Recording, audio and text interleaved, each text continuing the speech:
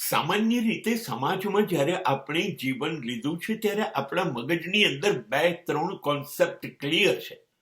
One, that is I am body, હું શરીર છું. સેકન્ડ, આઈ એમ માઇન્ડ, હું મન છું. અને થર્ડ વન, આઈ એમ સોલ, સ્પિરિટ, એટલે હું આત્મા છું. આ 3 વસ્તુ આપણા મગજમાં છે.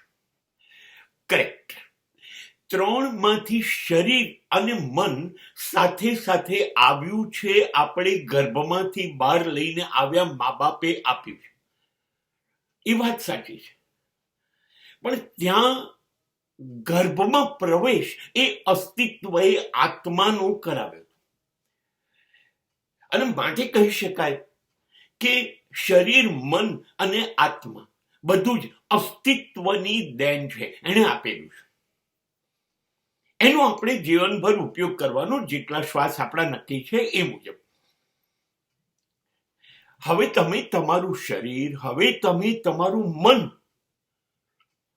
નો કયો ઉપયોગ કરો છો? હકારાત્મક કે નકારાત્મક? Are you positive or negative?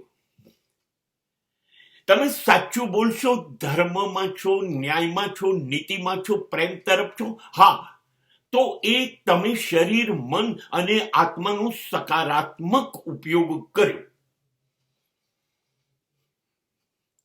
અને જો તમે બધું જ આનાથી વિરુદ્ધમાં કરો છો, અન્યાય કરો છો, અસત્ય, અધર્મ, અનીતિ, પ્રેમના બદલે નફરત, બીજી બધી કેટલી બધી નબળાઈઓ, આવું બધું કરો છો, તો તમે શરીર, મન નો નકારાત્મક ઉપયોગ કર્યો. આની સાથે જ સકારાત્મક જે તમે ઉપયોગ કર્યો એ કર્મોને પુણ્ય કર્યું. અને તમે જે નકારાત્મક ઉપયોગ કર્યો શરીર, મન વગેરેને, એને આ લોકોએ પાપ કર્યો. હવે જેને સકારાત્મક ઉપયોગ અને પુણ્ય કહ્યું, એને ફળ તરીકે માણસ માટે કહ્યું તને સ્વર્ગ એટલે સુખ મળશે.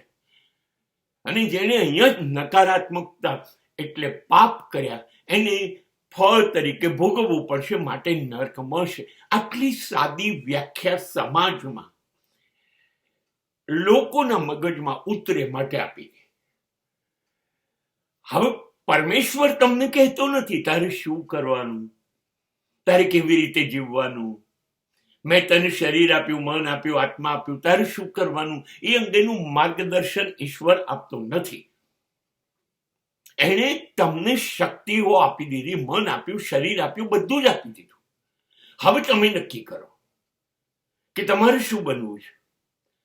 ઈશ્વર કશું નથી કહેતો, કર્મ કે કુકર્મ નથી કહેતો, પુણ્ય કે પાપ નથી કહેતો, સ્વર્ગ કે નરક નથી કહેતો. ઈશ્વર તમારી ઉપર છોડે છે કે તને શક્તિ આપી, હવે તું એનો કયો ઉપયોગ કરે છે, પોઝિટિવ કે negative? And that will clear your status.